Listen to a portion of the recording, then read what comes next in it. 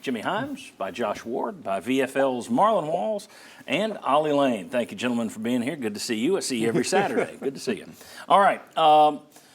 Vols win at 56-0. The first quarter looked like a replay of Scotty Walden's visit to Neyland Stadium last year with Austin Peay. Starting to get a little deja vu there for the first 14 and a half minutes or so. But Tennessee finally woke up and the talent discrepancy popped up. I will ask Marlon, what was your top takeaway from the game? Top takeaway was Tennessee's really good at taking care of business when it's time to take care of business. I saw yesterday UMass versus Georgia, where UMass kind of got into a scoring match in the first half, put up, 14 points? Ended up, I think I want to say, put 21 points up. At one point, it was 31-21. Exactly. So with that being said, and watching that game and being able to see how some big-time opponents can kind of play down to that opponent level, I just say good job taking care of business when you're supposed to. Ollie, top takeaway? Yeah, no, I mean, I think definitely what you're piggybacking a little bit off you. Defense just being able to step up and continue to make it a shutout game. Big shutout games are always nice, no matter who the opponent is. Obviously, you saw the offensive struggles in the first half. The defense never looked back and just kept going and going and pressing the gas for them. One of my biggest takeaways, and obviously I'm going to focus a lot on offensive line-wise, but near the end of that game, seeing a bunch of the younger guys get in there, they did really well. Exactly. Seeing Max Anderson get in there at center, get some good reps in. Jesse Perry pulling around with a lot of speed on some stuff, looked good. Looked promising for what the future of this offensive line could be. Good deal, good deal. Gentlemen, top takeaways? Yeah, Tennessee didn't let panic set in just because they had a bad first quarter, at least offensively, which is good. And they didn't then say, okay, Dylan Sampson, we need you to carry the ball 25 times like we've seen in SEC games. He was able to get some carries. He got a touchdown, and then other guys got touches, got carries, and some of the starters got off to the sideline. Mine would be with Senior Day, and the seniors have brought this program from stinking to relevance. They were 3-7 in 2020, right? Mm-hmm. And now they're on the cusp of the college football playoff. And I give those seniors a lot of credit to stick around and to go through what they've done. Some of them are fifth-year guys that have been around for a while.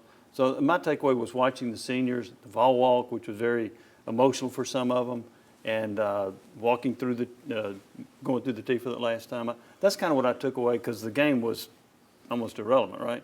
But just watching what the seniors have done and meant for this program was the main thing I looked at. Well, and to step off that, we're going to talk about this in a second with our poll question. Hold on. Where this program is now compared to where some of these seniors when they came in, all these guys have hand a hand in it. Tennessee is on the verge. If Josh Heupel beats Vanderbilt, it will be Tennessee's 30th win in 3 years. It's a big deal. When he was hired here, who thought that he would average 10 wins a year by year 3, 4, and 5? I mean, Not even him. or 2, 3, and 4. This is crazy. He probably wouldn't have said that. Yeah, it's a remarkable turnaround. Let's talk about the Dylan Sampson thing. You were able to get him out of there, but I did think you needed him to get started, though. I mean, I don't know. Until he started taking over there in the second quarter, I still had my concerns about this team and this offense. I thought we were really leaning on him early, and then Nico kind of found his rhythm and it got good again. But it was like, okay, you still couldn't just say, all right, if Dylan Sampson had been out yesterday, I don't know when they would have pulled away. Yeah, he's been the spark plug all season. I mean, he's the guy. I think the reason they sputtered early was Nico was just off target. He started 2 out of 6. He had 14 yards. After that, he was 11 out of 12 for 146. So when he got in rhythm, with the help of Sampson and some others, the offense got in rhythm. So they went from 0 points in the first quarter to 28 in the second quarter. I would say that concerns you a little bit, especially with the opponent. I would expect for us to be able to jump out right away, get the passing game going. Nico's hot. You can't make you got to be honest and say there's a big talent discrepancy when you're playing against Utep. So to see us start off so like we did, scoreless in the first quarter, it's kind of like you're scratching your head again. I would like to see us jump out right away and get going. But we've done it all season where we've started off slow and then all of a sudden we hit the button and we run away from you or get better on offense. Yeah, I mean, it's week 11. I don't think the inconsistency that you get with this offense is going to change much. One thing, let me ask you this. One thing that stood out to me, you got Diego Pavia next week. I thought Skylar Locklear, he made a few too many guys miss yesterday for my liking, knowing that Pavia is next. Mobile quarterback. I caught a pass, scrambled a little bit, had some design runs. Knowing that Pavia is next, I thought that was a little bit of a concern. As good as this defense is, Vanderbilt's only hope is for that guy to play Superman, as he's done many times this year. And I thought Skylar Locklear, he wasn't Superman, but he was underdog. he was a small superhero yesterday. Thoughts on Skylar Locklear having a little bit of success? Does that make you concerned about the Diego Pavia thing with Vanderbilt, or no? I mean, you're always concerned a little bit when you go against a mobile quarterback for sure. And I mean, defenses all around the country struggle against mobile quarterbacks. I mean, you saw a little bit of it, but they were doing some design plays for Skylar Locklear to use his legs and speeds. Like they had the throwback trick play and stuff like that to kind of highlight his ability to move. But, you know, at the end of the day, I feel like this defense has come together strong enough to contain mobile quarterbacks. You know, they've seen the Jalen Milrose and stuff like that. So, I mean, I think they'll be able to put together a strong enough game plan where it might be a concern, but at the end of the day, I think they'll have it roped in enough. Did it concern you guys at all?